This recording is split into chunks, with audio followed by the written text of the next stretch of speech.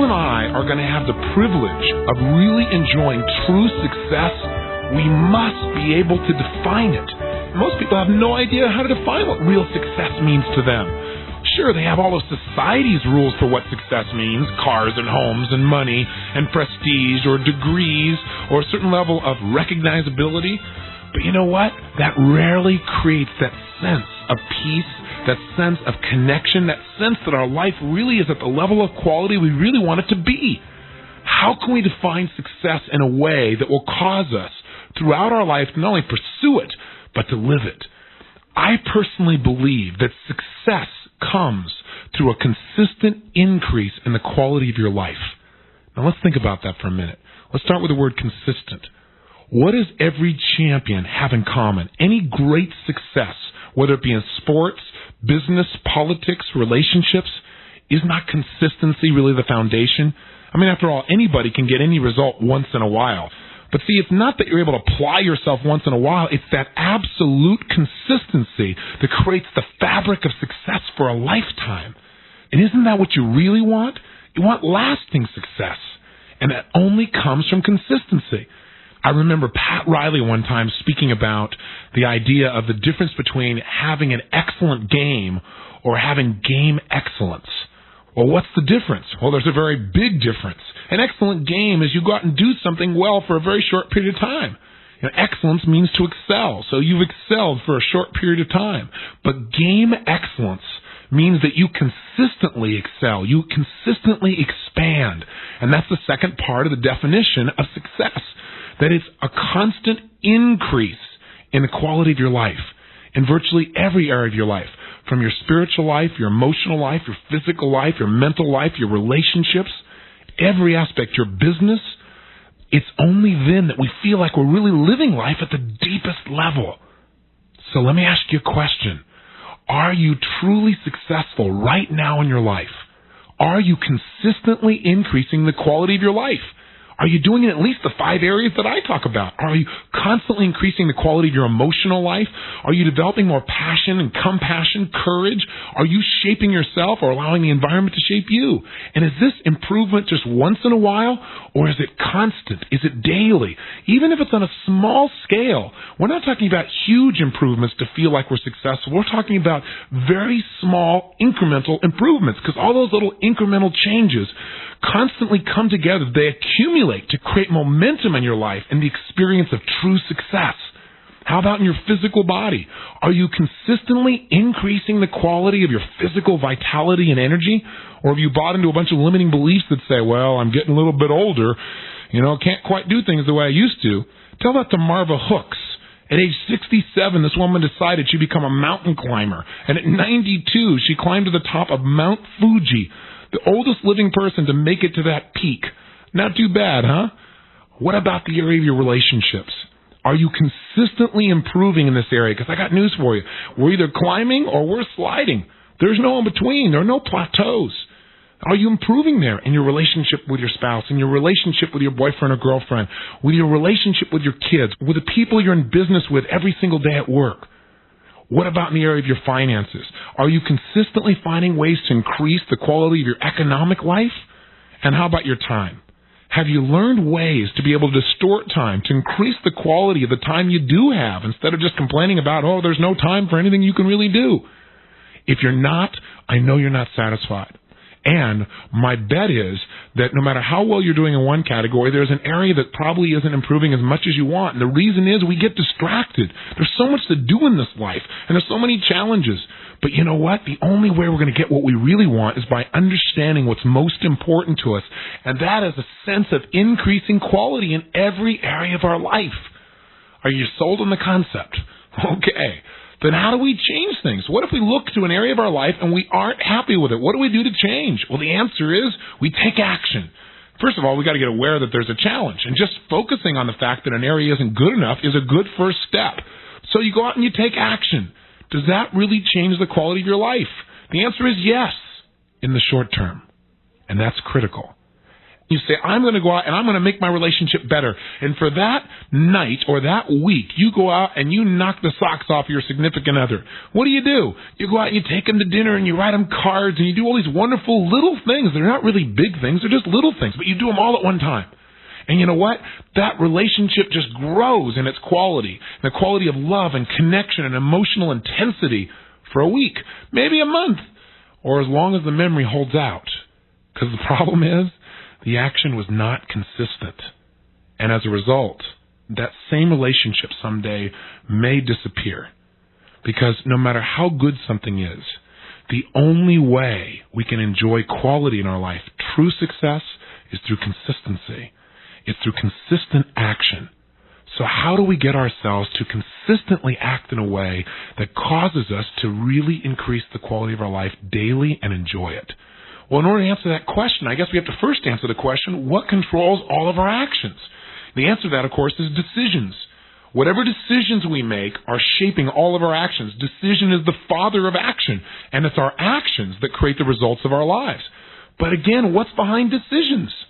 What determines what we're willing to do or not willing to do in our lives? And the answer to this question is there are two elements that control every decision you make, therefore every action you take, and therefore the increase in quality or lack thereof that you experience in your life every day. And those two elements are your standards and your beliefs. The standards you live your life by, your values in essence, and your core beliefs are controlling moment to moment how you perceive everything in your life, what you determine things mean, what you're going to do, and ultimately who you become. In fact, the most common question that people ask me in seminars is, how did you really turn your life around back then 7 or 8 years ago? Well, I look at them and I say, I did it by raising my standards. That was the number one single most important change that I made in my life. I got to the point where I said, I am not willing to live this way anymore. Who I am is much more than I'm demonstrating in my life. And I literally took out my journal and I wrote down all the things in my life that I would no longer stand for from myself or anybody I cared about. I also wrote down how I was going to live in detail. And in that day, I committed beyond a shadow of a doubt that that was how I was going to live, that I would never again settle for less than I could be. Now, sometimes people set a high standard for themselves, but they don't take any action. And the reason is because they don't change their beliefs. And that's the second thing we must change to have a long-term increase in the quality of our life. I began to believe that there was a way to turn my life around, that I had the resources. If I didn't have them within myself, I could get access to them. That if I wanted to increase the quality of my life physically, there were people who had been fat like me and had got themselves fit and stayed there. And all I have to do is find out what they did and do the same things. As I began to develop beliefs that I could in fact turn things around and that I would in fact, that sense of certainty got me to take consistent action, not just action for a moment to see if it was going to work or not. The increase in my personal standards for myself and the increase in the quality of my beliefs increased the quality of my life. They set in motion that day, immediately, a force that began to change everything in my life. But I have a question for you. Do you think that if I would have lived continuously by the standards I set for myself that day, that that would have created the quality of life that I now enjoy? The answer is no, because the quality of life that I now enjoy is a much higher standard than I had ever even dreamed of back then. There's only one way that I've been able to turn my dreams into reality, and that is what has changed my life was not a single action I took 7 or 8 years ago, not even setting higher standards then or even increasing the quality of my beliefs then. Only one thing has created a life that I now enjoy, and that is a commitment to the discipline I call Canete, capital C-A-N-I with an exclamation mark. What is Canete? It stands for a commitment to constant and never-ending improvement. That core value, that core belief has permeated every experience of my life. It's who I am. I'm constantly looking for how can I improve. My standards have always got to be expanded, and so do yours if you truly want to be happy. It's the only way we're going to enjoy ourselves. Think about it. Oftentimes I'll ask people, tell me in these 5 areas of your life, Are there some areas you need to improve in? And invariably they'll say, well, my business is doing pretty good, but my relationship's not in very good shape. I guess I need to go work on that. And I turn to them and say, you just made a major mistake. Because now that you put all your focus in your relationship, your business is going to go down. Or maybe your spiritual life is not expanding. The only way our life gets better is not by once in a while jumping in with lots of enthusiasm and giving our all to make something better. It gets better by daily, gradual improvements in each of the areas of our lives. And that's what Canete stands for, a commitment to constant and never-ending improvement. Nothing in life feels as juicy as knowing you're expanding who you are, expanding your influence, your impact, the quality of how you think and how you feel. And remember, all increases in quality are the results of improvement. And if you're constantly improving, even at the most minute level, who you are and how you live, you'll always be happy. See, we only feel frustrated when we don't feel like we're growing. And growth comes from improvement. So if I really want to find out what the level of success you have in your life is, I could say, what's your level of commitment to Canete? What's the amount of Canete you've developed in your relationship? Is it constant and never-endingly improving, or have you set it aside and have said, well, I'm kind of like maintaining it? I got news for you. Just to keep what you have to be improving. Things don't stay static. In life, we're either climbing or we're sliding. We're growing or we're dying. There's no in between. Hey, if you're not investing, for example, I got news for you. You aren't staying equal with where you were last year or the year before. You're losing because inflation is eating away at the base of what you have. If you're just keeping your relationship where it was when you first developed your relationship with this person you care about, I got news for you. That relationship is sliding. It is not climbing.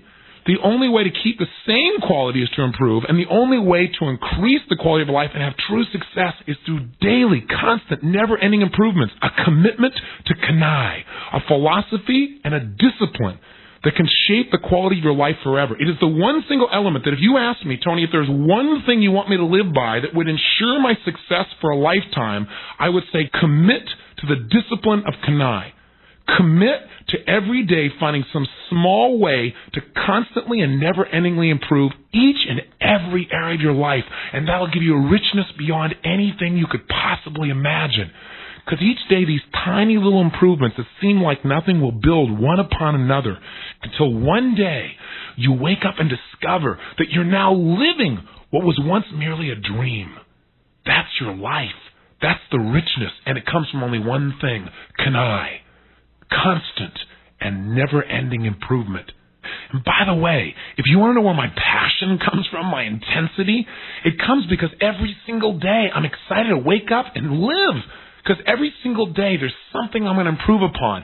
And do you know what that does to your self-esteem? When every single day you know and you notice that you're improving in some way, it doesn't have to be huge. As I've already said, it's those little gradual ones that make the difference. Little things don't mean a lot, they mean everything.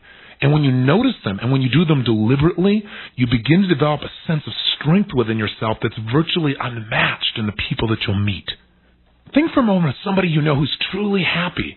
Isn't it somebody who's doing something they're passionate about? And doesn't that passion come from the fact that they're creating and expanding something, that they're growing, that in fact they're improving the quality of their life, and even more powerfully, they're improving the quality of people's lives around them? Which, by the way, is one of the most powerful benefits of improving yourself. The more you improve yourself, the more you have to give. And the more that you give, the better you feel about yourself. It becomes a cycle. But instead of the vicious pain cycle that most people live in, it becomes a pleasure cycle where every day you feel even better about who you are, what you're becoming, and what you're contributing. This standard of constant, never-ending improvement has caused me my entire life to constantly pursue what I now call profound knowledge. It's a term that a man named Dr. Edwards Deming created, and we're going to talk about him briefly. But what I want to tell you is profound knowledge, by definition, is information, strategies, or distinctions that are simple and universally applicable, that the minute you understand them, you can use them to increase the quality of your life.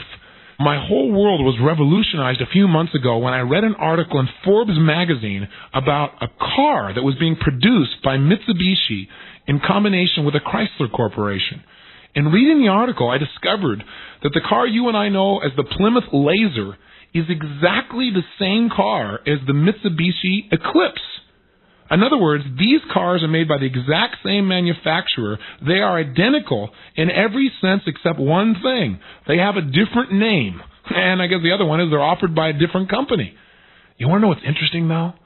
Chrysler sells an average of 14 of these per dealership. Their sales are in the ground. Mitsubishi is averaging 100 sales per dealership. Sales are skyrocketing. The same car, released at the same time. What's the difference? Well, when they went out and began to do research, they found out what you might guess. Americans said, well, you know, I really would like the Chrysler company. I'd like to buy American cars, but the Japanese make better quality. Now, when I read this, I got upset. I thought, this belief system is keeping America from rebounding. I started thinking, this is ridiculous.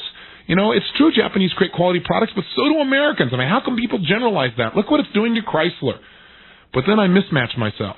And I thought for a moment, is there a good reason why most people in America would rather buy a Sony than an RCA? And there is an answer. Most American consumers clearly perceive that Japanese products are superior in quality. And you know what? They have a lot of evidence to back this idea up. They have a lot of experience. And so they don't trust the American companies anymore. They won't even buy the product when it's even made by the Japanese under the American name, in Chrysler's example. Pretty amazing. But what has made the Japanese culture so obsessed with quality? Is it just the culture itself? That's what most people would have you believe. The reality is quite different. The actual basis for the Japanese miracle finds its place in an American. What am I talking about? In 1950, Japan was war-ravaged, and General MacArthur was over there trying to get things done. He couldn't find anything of quality. He couldn't even make a phone call. Finally, in utter frustration, he decided to work with a Japanese union of scientists to bring over the foremost expert in quality control in the world. His name, Dr. Edwards Deming. Dr. Deming came in 1950 and began to teach the Japanese a standard to conduct all their business by. He taught them a new set of beliefs that were often completely contrary to traditional American business. And he taught them a series of strategies on how to constantly analyze and improve virtually anything they could manufacture. His philosophy was very simple. The only way the Japanese people could rebuild their economy and compete would be by setting a new standard within their businesses. And that standard was to focus on how they could constantly and never-endingly improve their quality. He said if they would increase their quality, quality would always cost less in the end. That an obsession with cutting costs and increasing revenues is what eventually destroys most companies. That most American companies' focus is on meeting a particular standard. And once we've met that standard, we have satisfied customers. He said you do not want satisfied customers. You want loyal customers. And the only way they're going to be loyal is if they believe that what they're getting from you is the highest quality possible. And if you're constantly improving the quality of what you make or what you do, they'll stay with you. He said the biggest mistake that American management makes is that they set an arbitrary standard and they believe that the only way to increase that standard is by spending more money, which would reduce their profit. He said nothing is further from the truth. Your key to success will be to make gradual, constant, never-ending improvements at an incremental level, that by constantly improving the little things, quality will come together at a level people never dreamed possible. He said, but it must be daily. It must be management. It must be workers. It must be supervisors. It must be all people working together to produce this consistently. Deming continued to come back year after year to teach the captains of Japanese business, some of which, by the way, were just getting started, little companies like Sony with Mr. Morita. He promised them that if they absolutely committed to constant, never-ending improvement in the quality of their products and services, that shortly they would flood the world with quality products and become a dominant power in industry and eventually a dominant economic power in the world. Well, to war-ravaged Japan, where you couldn't even make a phone call, this seemed absolutely absurd. But the Japanese people, the captains of business, believed him and applied what he said rigorously. A national award was developed back in 1950 in Japan called the Deming Award. For the last 40 years and continuing through today, the Deming Award represents the company that has demonstrated at the highest level the power of constant, never-ending improvement in quality. It's competed for with a level of intensity that's very difficult to even describe unless you've met a Japanese CEO, supervisor, or worker that's part of a company that's in this contest. The award is given on national television. Deming is recognized in Japan as the father of the Japanese economic miracle. And yet, we barely hear about him here in the United States. Well, that began to change a little bit back in 1980. One of our major television news magazines did a story on the American who's responsible for the Japanese economic miracle, Dr. Deming. In this story, they went and interviewed the Japanese companies that had revolutionized industry using Deming's principles. And they began to talk to Japanese officials to find out that, in fact, this man's standards, his philosophy or beliefs, and his strategies are used daily and precisely by these multinational companies to create world dominance in their area of competition. One of the millions of people who watched this show was a man named Donald Peterson, chairman of the board of Ford Motor Company. He didn't just watch this show, he took action upon it. Instead of saying the Japanese are beating us because they're lucky, he said, I believe the difference is quality. We're losing because they're building a better quality of product, and there's no reason why we can't develop better quality of products here in the United States. We're going to implement this man's standards, his beliefs, and his strategies throughout Ford Motor Company, from the top down, from the chief executive officer to the people on the assembly line. He brought Deming in, and that is when Ford changed their focus and what you heard in their ads to Ford quality is number one. That wasn't just an idea. It wasn't just an ad. It's something that Ford did throughout the entire company. They instituted trainings and seminars and brainstorming sessions, all getting people to change the level of standards they held for themselves. Rather than waiting for a supervisor to come by and say, well, that's not good enough quality, each individual began to develop a new belief that the way Ford was going to compete and win in the auto industry was by constant, never-ending improvement at the most minute level, so that everyone's contributions would create a momentum that would turn the company around. By applying this change in standards, beliefs, and strategies, Ford Motor Company by 1986 had turned themselves around from a company that was losing billions of dollars to over $6 billion in profit, from deep in the red to a corporate model of success across the United States. What were some of the specific standards and beliefs that they changed? Deming taught them that increasing quality was the only way to compete, and he got them to believe by demonstrating through statistics that quality always costs less. So you may say, well, how does this all relate to me? I'm not a business person. Well, think about it. These companies' profitability is tied directly to the amount of quality that they're able to generate for their customers, the amount of quality they're able to generate for mankind. How do you get profitability? What's the equivalent of profitability in a human being's life? I would say satisfaction, joy, happiness. That's the profit we have by living by a philosophy of constant improvement. Because when are you really happy? You're not happy because you get things. You're not happy because you're successful, or even because you've achieved your dreams. Because many people have achieved their dreams and now they're unhappy because now they say, is this all there is? The only time that you and I are happy is when we know that we're growing. And we're only going to grow if every day we're trying to improve. And the biggest mistake we make is to try and just change everything overnight. We go out and say, gosh, I'm overweight. Let me go run 10 miles. Boy, have I been guilty of this one in the past. Go out there and run your guts out, and the next day what happens? Do you build from that level? Of course not. What happens when we go out and we just innovate, that's all we do, is we don't build a foundation to continue to expand from. If you go out and work out like that, the next day the quality of your life goes down. What you have to do is each day do a little bit more. I have a friend that now runs marathons. And you know what? He started out one day just trying to run from his front door to the first telephone pole he could see, which was probably about 30 yards away. And his goal each day was go a little further. And that was all he did. He practiced Canete, constant and never-ending improvements. Very simple, very gradual. But you know what happened? He started to develop momentum. That's the power of Canete. He constantly was improving, and he got addicted to the feeling. And sure enough, the next day he's going further and further, and his self-esteem grew, and his physical vitality grew, until now he's a dominant force in any marathon he runs in. I'll tell you the reason why I think most people never really succeed. Number one, they don't set a high enough standard. But number two, some people set a high standard, but they don't believe they can achieve it. The power of Canete, gradual, constant, never-ending improvement, is that it's believable. Your brain says, I know I can do this. I know I can figure a way to make it just a little bit better. But when you tell yourself you got to lose 50 pounds tomorrow, your brain goes, there's no way. I'm not going to pull this off. Even if you try and set the standard for me, I'm going to rebel. And you find yourself unable to get yourself to take the very actions that are necessary for your success. Japanese companies believe that in order to grow, they need innovation, which means explosive growth, and they need what they call kaizen. Kaizen means constant improvement.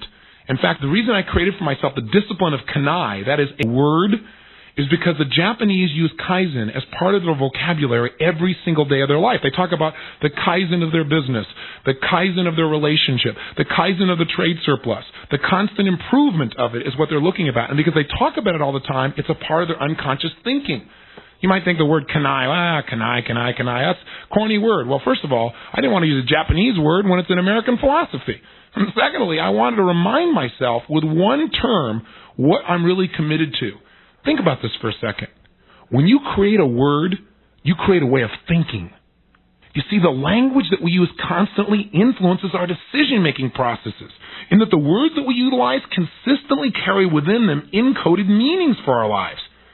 So in creating the discipline, the philosophy, and the science of Canete, we're creating a mindset that will continually shape the thinking and actions of all those people who use it.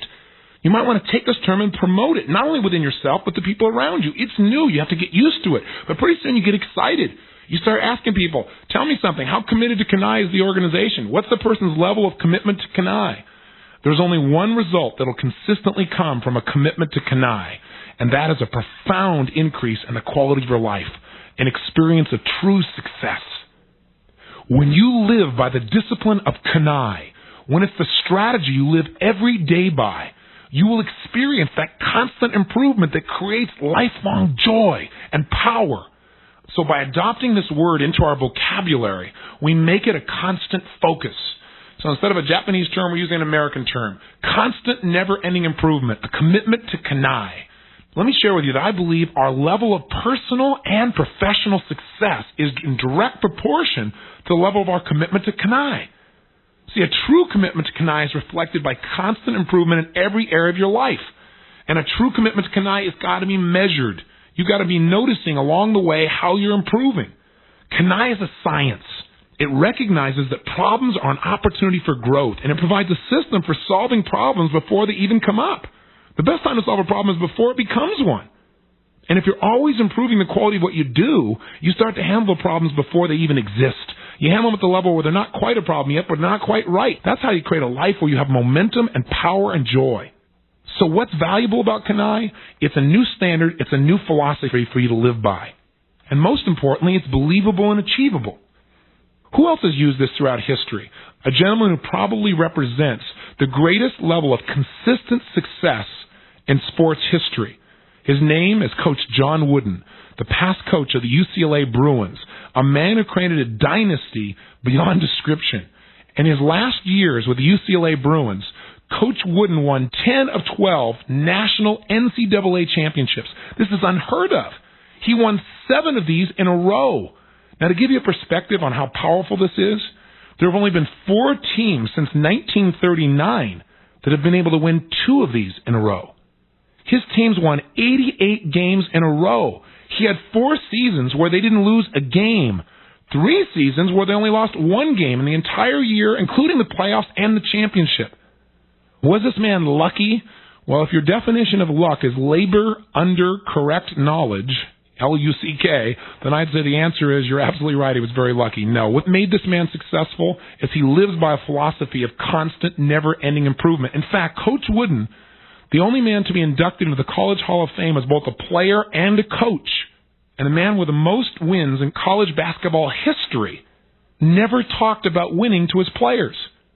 I repeat, in 27 years as a coach of the UCLA Bruins, he did not talk about winning. What he talked about constantly was that his players needed to improve themselves every day, that every day they had to make some kind of tiny improvement in what they were doing, and if they did that every day, they would truly be champions, regardless of the score. But he said, I think you'll like the score as well. More importantly than his victories on the ball court is what he did to increase the quality of life for these men, because he taught them a philosophy of life that many of them, including Kareem, acknowledge to this day. And you know what? He was able to teach these men, and they were willing to listen to him because he lived it personally. He's constantly lived by a series of principles that his father gave him, a creed when he was 12 years old. Every single day when he did a practice, his first question was, how can I improve this? How can I improve each of these players individually in some small way? He kept a journal, and he measured the results of every player during every practice they were ever involved with him in his 27 years. He can tell you how every player did every day and what he did to improve him. That's the level of his commitment. So what's the message? I've hammered it at you again and again throughout this tape. It's very simple. Success in life can only be measured by the level of our fulfillment. We are only going to feel good about ourselves long term if we consistently increase the quality of our life. We can only increase the quality of our life consistently by committing to a discipline, a standard for our life of constant and never-ending improvement. Canete. A commitment that permeates every area of our lives. And a commitment that understands that constant and consistent improvements, no matter how small, eventually produce massive increases in quality. A commitment that allows us to constantly not only maintain what we have, but go beyond it. A commitment that understands that if we don't improve, we won't even keep what we have, whether it be happiness or a level of competition in the marketplace. So the biggest mistake that most people make in their lives is they hate repetition. They say, well, I already know something. Well, I got news for you. There's a big difference between knowing what to do and doing what you know. Every master I know, whether it be a guy like John Wooden or a Pat Riley, I don't care who it is, whether it be in politics or business, is a person who's willing to do the quote-unquote boring things every single day and find a way to improve it. When I worked with Grandmaster Jun Rhee and I began to develop my Taekwondo skills, I developed my black belt in 8 months by constantly improving every time. He taught me that doing the same things over and over again was not just repetition, but if I was going to be a master, I had to find a way at some subtle level to constantly be improving those same exact actions. Remember, repetition creates a certain level of power, but repetition with Canete, with a commitment to constant never-ending improvement, creates life mastery. And lastly, I should say this. There are 3 questions that I ask myself at the end of the day. They help me to stay on track with my commitment to Canete. And they are, number 1, what did I learn today? Every day, ask yourself, what have I learned today? And it can be something very little. And if you haven't learned anything, it's time to go do something quick, even if it's late at night. Second, what have I improved? Or what have I contributed? Either one of those, in order to contribute, I think you have to improve. And again, it could be a tiny improvement. Your attention span, your touch, your focus, the way you used your physiology, the way you said thank you, the way you looked into someone's eyes. And thirdly, what have I enjoyed? Because if there's anything we want to improve in our lives, it's our ability to enjoy each and every day. We don't want to get hooked in the situation in our lives where we start taking things for granted, or we always need things to be bigger for us to be able to appreciate them. Well, maybe what we need to do is learn how to enjoy the adventure of a smile. Maybe we need to learn how to enjoy just being with the people we care about. If each day you improve your capacity to enjoy your life, then you'll live a life that other people will want to model. Your experience of life will be legendary. Don't we deserve each day to constantly improve the quality of our lives? I think you know the answer, and I hope you demonstrate it in your life.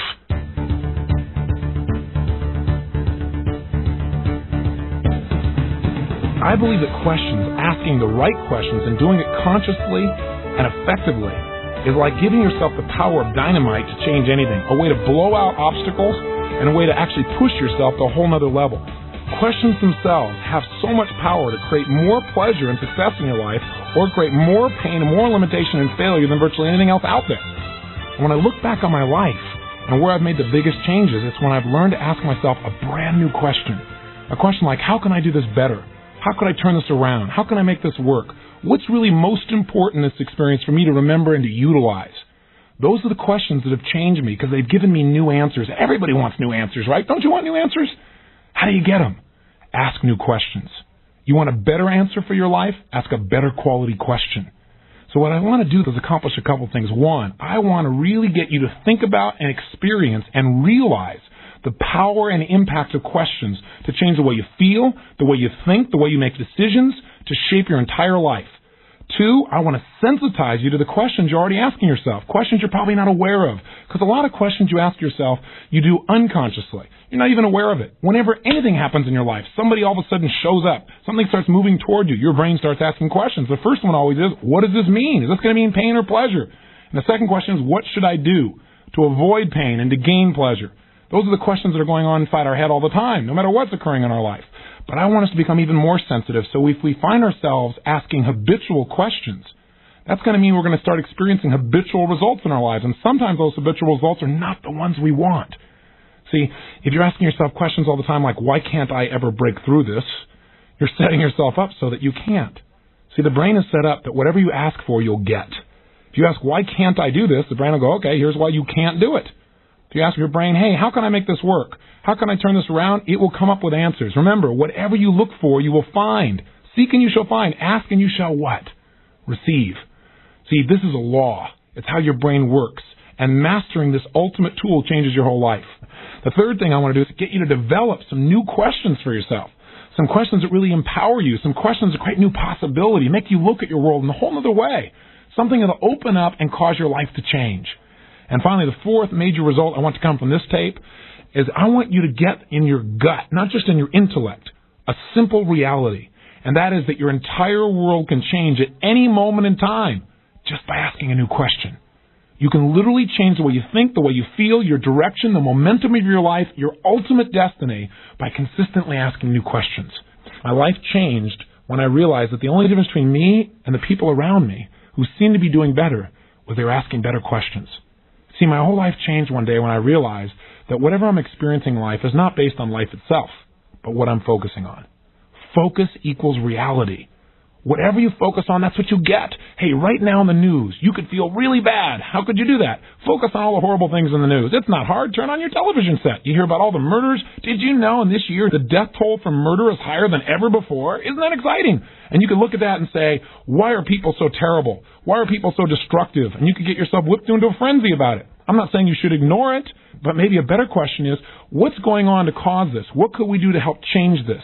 How can we utilize an understanding of human behavior to change this trend in our society? See, those questions will lead us to answers instead of just focusing on the problem itself. Whatever happens in life, whatever we feel is not based on the reality, but based on our focus. See, you could be really depressed right now, focus on all things that have ever been terrible in your life, or you could be really excited right now by thinking about all the great things that happen in your life, or all the things that could happen in the near future. Focus equals reality. And here's the key. If you want to change your reality, change your focus. If you want to change your focus, change the question you're asking yourself. That's the key to everything.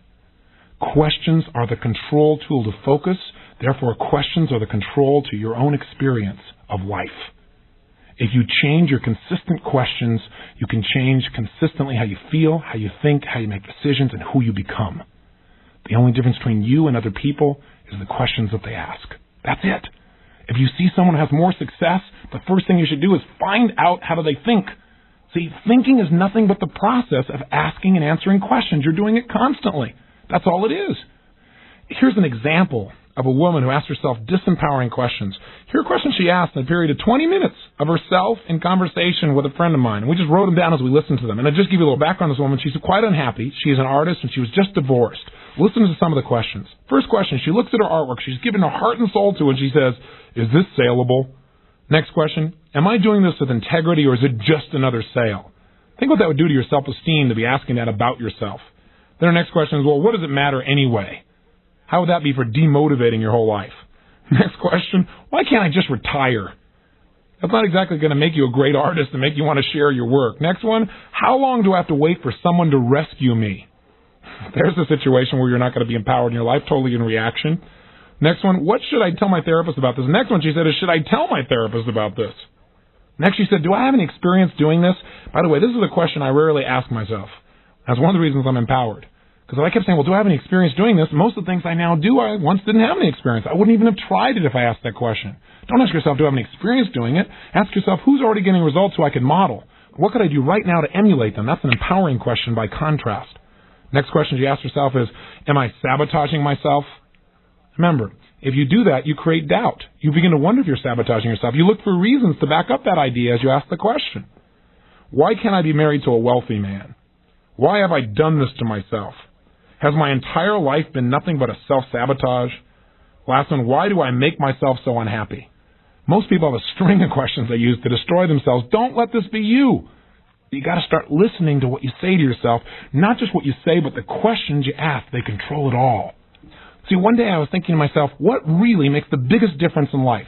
Who I've become, who I am as a person, where I'm going.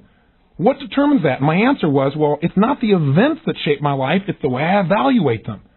And I thought, well, evaluate is such a big word. It's true. How I evaluate, how I look at it, all those different things, that affects me. But really, if I want to take that word evaluation, since it's such a big word, and make it simpler, what is an evaluation? How could I explain evaluations in a simpler way so that people could really use it? So I thought to myself, all right, well, how would I explain it? What would I say? What is an evaluation? And I thought to myself, well, right now I'm evaluating, aren't I? I'm trying to evaluate how to describe what an evaluation is. What am I doing right now? And I noticed something. I thought, I've asked myself a bunch of questions here. I said, what is an evaluation? How can I describe it more simply? What am I doing right now? What are all those things? Those are questions, aren't they? I thought, is it possible that evaluations are nothing but questions? And I started laughing. I thought, well, isn't that a question? And I thought, and isn't that a question is also a question, isn't it? In fact, think about it yourself. Can you think of a situation where you're evaluating where you're really not asking a question? And notice I'm asking you a question in order to get you to evaluate. The point is this. Evaluations are nothing but questions. If we change our questions, we change our experience. We change who we are, how we think, and what we do. So if we want to control our life, we want to control our questions. And here is something I've already said in this tape. I want to say it again because I want you to hear me and I want you to remember this. If you don't remember anything else I say on this tape, please remember this. Whatever we ask for, we'll get an answer to. I repeat, whatever you ask of yourself, whatever you ask of your mind or the world, whatever you ask for consistently, you will get an answer, whether it's true or not. So remember the example I gave just as we started this tape. If you say, what's wrong in my life, there may not be anything wrong. But if you ask what's wrong, you'll get an answer. If you ask, how come I can never work things out, your brain will tell you because you're an idiot. See, the bottom line is if you ask, how can I make this work? How come my life is so great? Your brain will tell you because you're smart, because you've learned this, because you've applied what you know. See, we have to understand that if we seek, we'll find. If we ask, we'll receive. It's a critical distinction about questions. I know you know it, but you need to hear it enough by repetition that you remember it during those critical times when you start asking lousy questions. And secondly, remember what I've reiterated. The only difference in people is the difference in the questions they ask. Think of it. Who are the great leaders that you think of? Let's say, for example, in American history. One pops into my mind almost always is a gentleman named John F. Kennedy. Here was a man who could move us, who was charismatic, who cared about people, who was able to shape a vision and get people to follow and go for it, able to show people that they were responsible for creating their future, that it wasn't just government. In fact, of all the quotes, of all the speeches he gave, one of the most highly quoted is the one where he really got us to ask ourselves a new question. You remember it, don't you? He said, my fellow Americans, ask not what your country can do for you. Ask what you can do for your country. Wow, what a new way of looking at things. He got us to ask a question where we're responsible, where we're in charge, where we're here to contribute, not to take. See, that's leadership. That's power. That's vision. Another great leader, let's take Martin Luther King.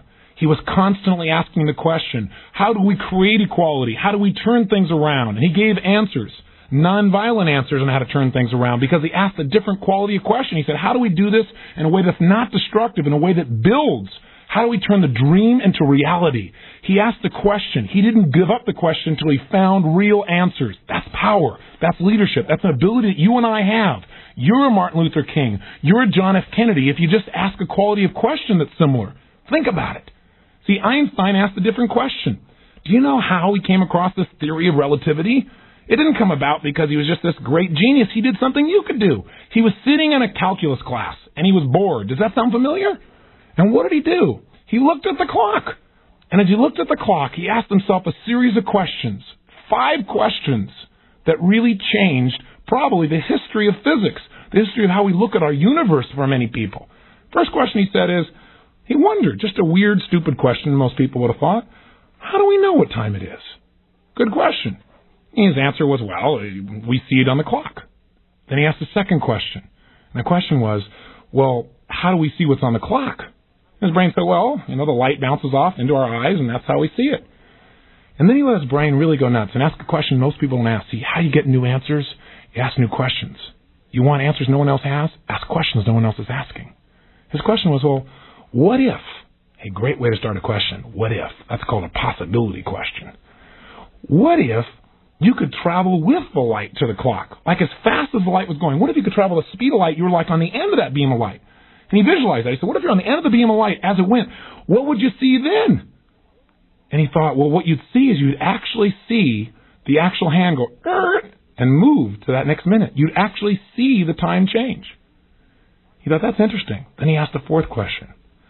What if you traveled faster than light itself? Then what would you see? You wouldn't see the clock go from 1 to 2 on the minutes. If you're going faster than light, I guess what you'd see is you'd see the clock actually moving backwards. Then he said, final question, would you just be seeing the clock go backwards, or would time itself actually be moving in reverse because you were going faster than light itself? Now, could you ask those questions and thought in a similar way? You bet you could have. The only difference is he had some references on how to be able to back up his theory with numbers and equations. That's the only difference. But the questions he asked, you could have asked as well, and you may have come up with similar answers. Isn't that fair to say? If you want to be great, ask great questions. The quality of your life is nothing but the quality of questions you ask yourself. If you ask questions like, why me? Why does this always happen to me? Then guess what? You're totally disempowered. If you ask questions like, how can I turn this around? How can I make it work? How can I utilize this? How can I use this to empower myself and others? You're going to have some phenomenal answers, and answers give you power, the power to change your world. Remember this too, superior questions create a superior life. See, anybody who's superior in a particular area is superior because they ask questions in that area. If you know somebody who's funny, it's not because they're more funny than you are, it's because they ask a question consistently you probably don't ask, which is, what's funny about this?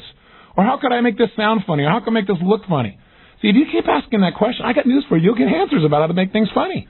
But if you have this belief inside your head that says, well, I'm a serious person, or I can't tell jokes, or I'm not very funny, or I can't do that, I can't make people laugh, that belief will keep you from ever even asking the question. Or if you ask the question, you'll do it in a state of mind where you don't expect an answer. And I will tell you, the state you ask a question in certainly affects your answers, right? If you ask a question like, well, how can I get rich tomorrow? It's highly unlikely your brain will go, well, here's 52 ways to turn it all around. But if you say, hey, how could I really make a difference? How could I add value and be profitable in the process? And you say it with a state of expectancy, your state will help you get real answers. If you ask a question expecting an answer, you'll get it. That's part of superior question asking. Put yourself in a state where you expect the answer, and if you don't get it, keep asking. The answer will come. See, I don't care if you're Einstein or if you're Disney, who's looking at an orchard and saying, how could I create something here that people from miles around the world will come to? The only way to take a vision and make it real is ask the question. But most people are afraid of asking questions, or most people have the habit of asking disempowering questions. You don't want to be part of that. When you ask questions, you accomplish three things. Number one, the minute you ask a question, you immediately change your own focus, or if you're asking someone else a question, their focus.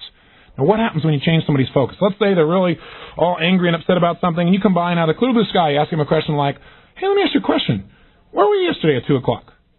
Well, the first thing it does is it interrupts that person's focus. You can't think about two things at once. They can't think about what they're upset about and the question you're asking them. So it changes their focus, and they think about 2 o'clock yesterday, and they're a little confused, and that changes their state. It's going to change the way they think, the way they feel, maybe even their behavior a little bit. Or you could come along and say, hey, I have a question for you.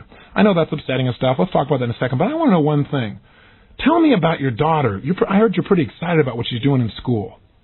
If you get that person to tell you about their daughter, focus on their daughter by asking them a question, all of a sudden, if they're proud of their daughter, watch what happens. Their state changes. They start to feel good. And when they feel good, will that change the kind of questions they ask a few minutes later?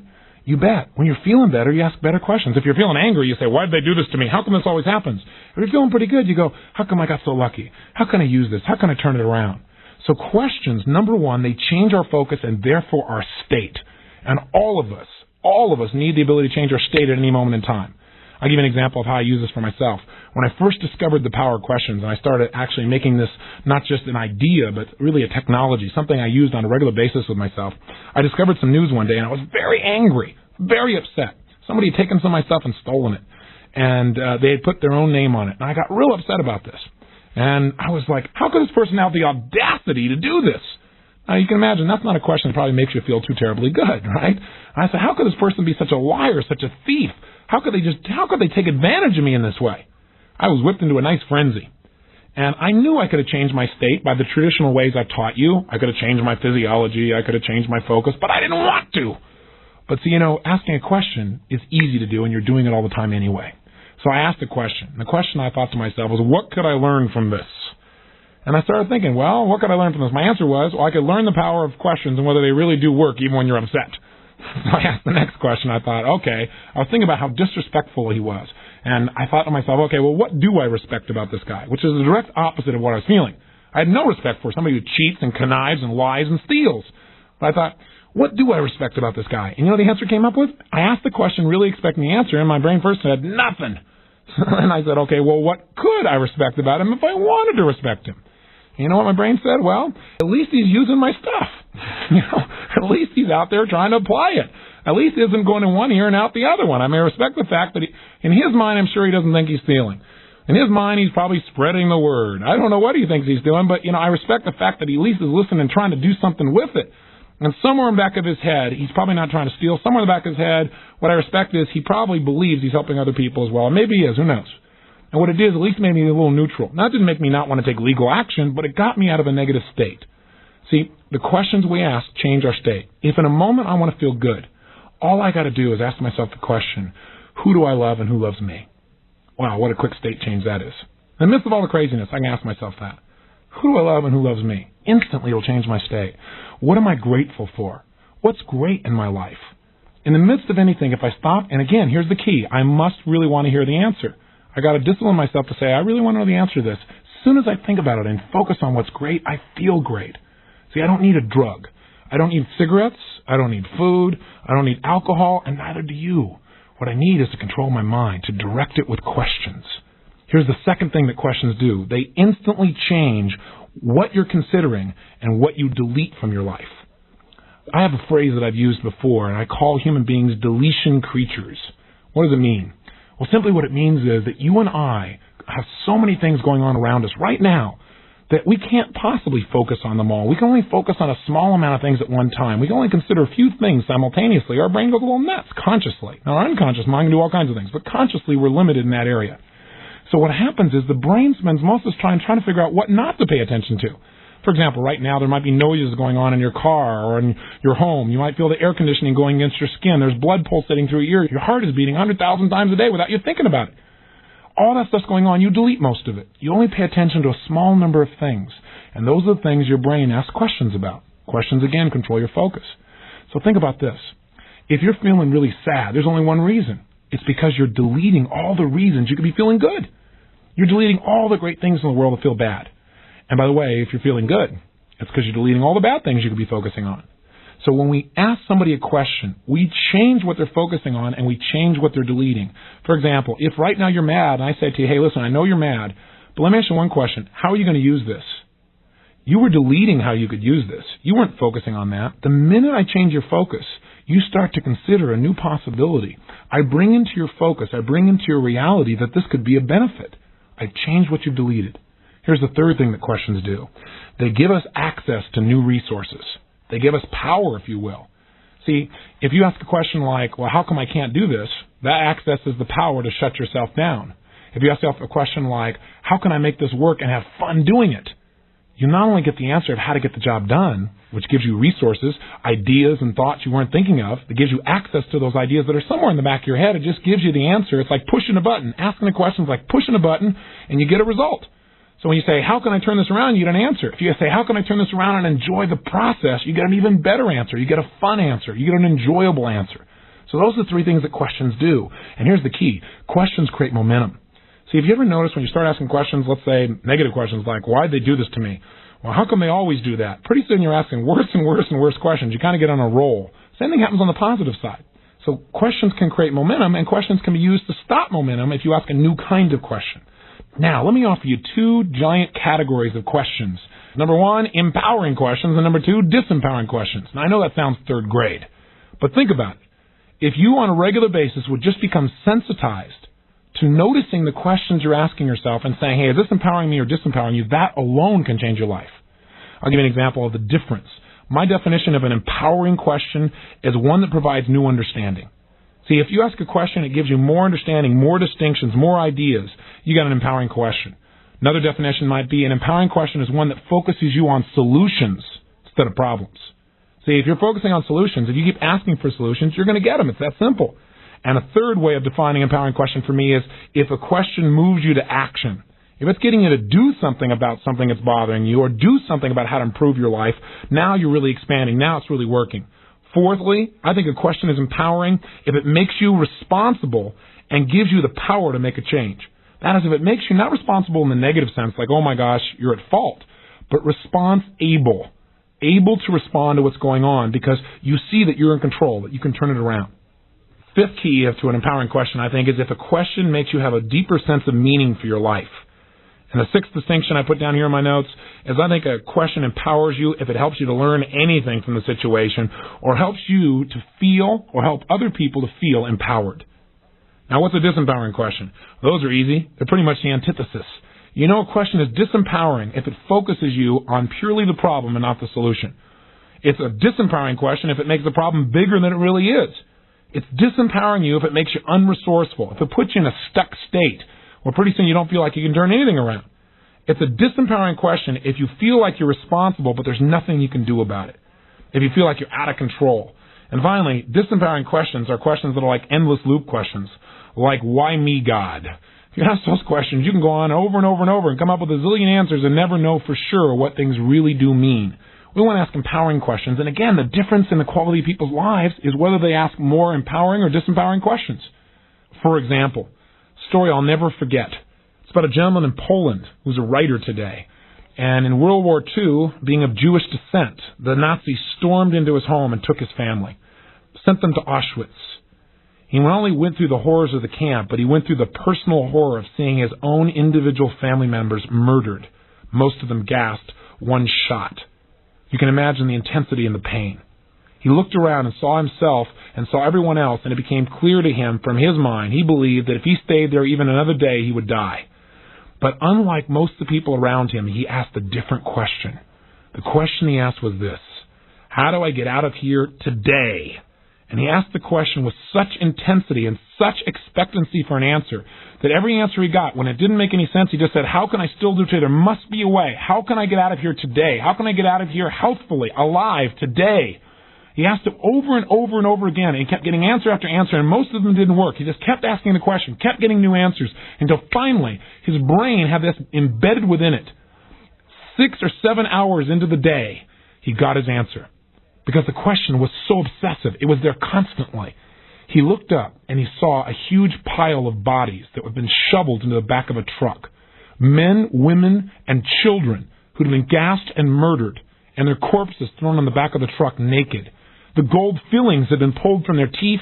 Any jewelry that they once had, anything that they owned was stripped of them, including the clothing, so it wouldn't be wasted. Instead of saying, how could these Nazis be so abusive, so destructive? How could God make something so evil? Why has God done this to me? He asked a different question. He said, how could I use this? How could I use this to escape? And he instantly got the answer. In a heartbeat, without hesitating, he ripped off his clothes. He hid them, and he immediately dove into the pile of bodies while no one was looking, and pretended that he was dead, remaining totally still while his body became almost crushed by an additional pile of bodies that were poured on there. Cadavers, the smell of rotting flesh, and the rigidity of the remains of other beings surrounding him everywhere. He waited there and waited and waited, hoping that no one would notice that he was there, hoping sooner or later the truck would drive off. And fortunately it did. It not only drove off, but when it dumped the bodies, it dumped them in a giant open grave, thank God. He remained there for hours until nightfall. And finally, when he felt certain there was no one there, he eventually crawled and extracted himself out from the cadavers. And he ran naked 45 miles to freedom. What was the difference between him and other people? He asked a better question. Think about it. I'm not saying that everyone there, if they would ask the question, would have escaped. My point, though, is if you want a unique experience, ask a unique question with total expectancy for answers. And if you don't get the right answer, keep asking it. Ask with consistency. Ask with intensity. Another example is my good friend W. Mitchell, a gentleman who found himself in a motorcycle accident with 2/3 of his body burned off. Not only did he recover from that, but then he turned around and had an airplane accident, became paralyzed from the waist down for life. And yet one of the most incredible people I know, ran for Lieutenant Governor of Colorado. He's now a speaker all over the nation. A man with real heart, real soul, a real success with great relationships everywhere he goes, including the relationship he has with his lady. But here's the key. When he found himself in the hospital, 2/3 of his body burned off, and everyone else around him feeling sorry for themselves, saying, why me? He didn't ask that question. He asked, how can I use this? Pretty important question to ask. It's the difference in destinies. Why me versus how can I use this? He realized that being hurt and angry and frustrated wasn't going to change his life. So instead of looking at what he didn't have, he said to himself, what do I still have? Who am I really? Am I merely my body or am I something more? What am I really capable of now, even more so than before? And after his airplane accident, when now he's paralyzed from the waist down, and here he is in the hospital, he meets an incredibly attractive woman, a nurse, and he has the audacity with his entire face burned off, his skin burned off, paralyzed from the waist down. Here's the question he asked. How could I get a date with her? I said, are you kidding? When I was interviewing Mitchell, you really asked that question? He said, yeah. People said, that guy's insane. He's deluding himself. And that's what they told him inside there, his buddies that were sitting next to him there in the hospital. But you know what? A year and a half later, here he was in a relationship with her, and he still is to this day. See, questions provide answers. Questions change your life. But you must make sure you're asking empowering questions, not disempowering questions. And by the way, why questions can be disempowering questions or empowering. If you keep asking why me, again, that's what I call an endless loop. Be very careful of those. Let me give you two more distinctions about types of questions. Another way of chunking questions is, are they possibility questions or necessity questions? Interesting distinction I've made in my own life. See, possibility questions are usually languaged as, what if? What if this happens? What if I turn this whole thing around? What if I learn enough to really make my life work? What if I can learn enough to really make a difference in the world itself? What if I master this so well that I really can shape my own life and help other people everywhere I go? What if questions open up your whole life? And I ask a lot of those, because if you want to create new possibilities, it starts with your thought process. If you want to create new results, you got to think of new things. To think of new things, you got to ask possibility-oriented questions. Now, the problem is some people just stay in possibility.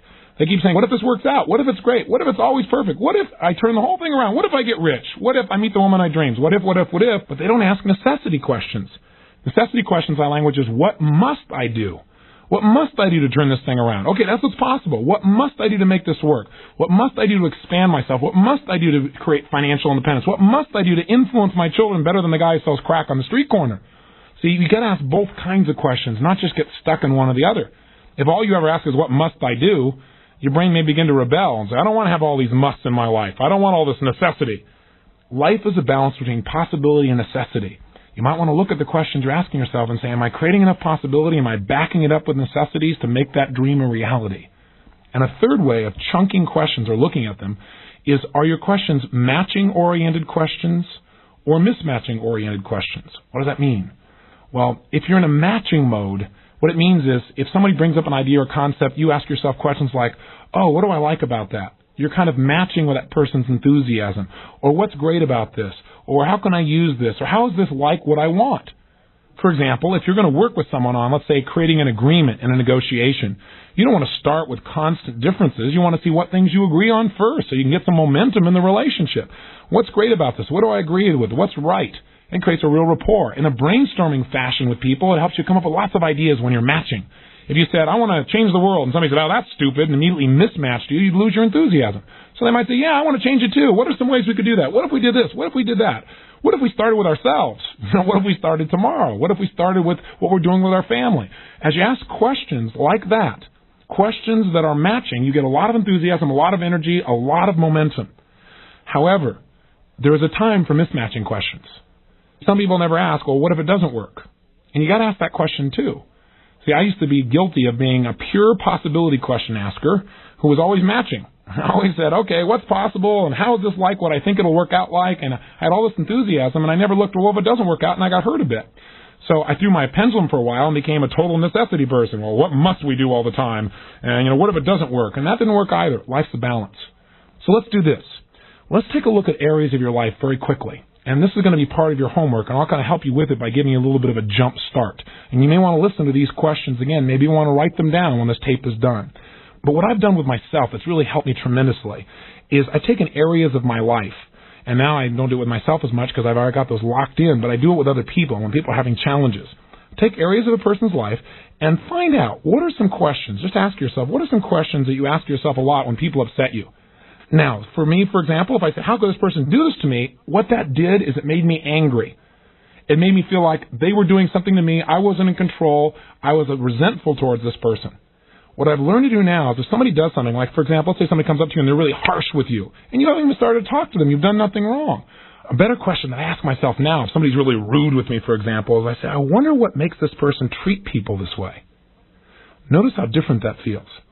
A lot different than, how could this person dare do this to me, to, I wonder what makes this person treat people this way. It changes my focus to what's going on with that person. And by doing that, I usually can find out something I can help that person with. And when I help them, they treat me great.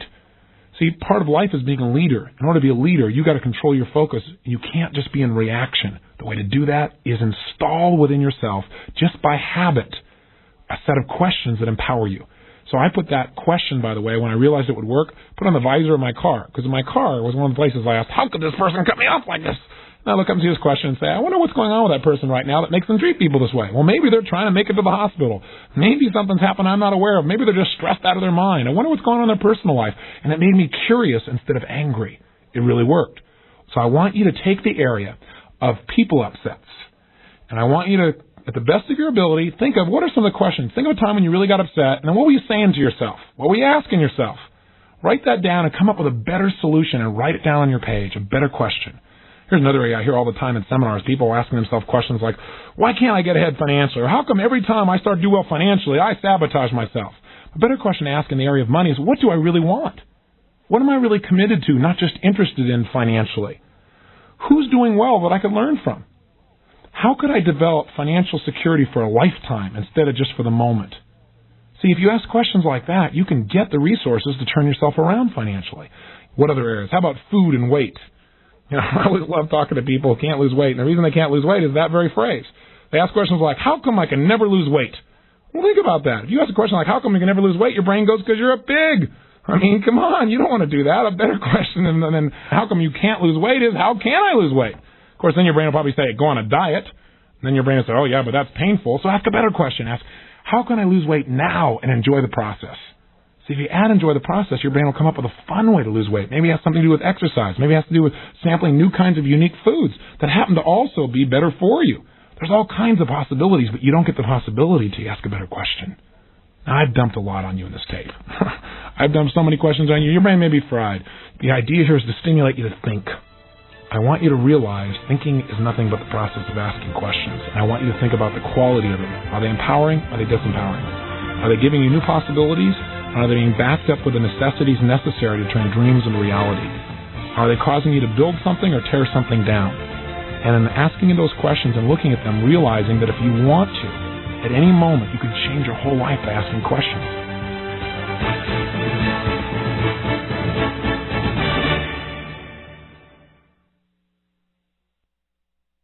This is the end of Side 4. Side 3 is already queued up for your listening.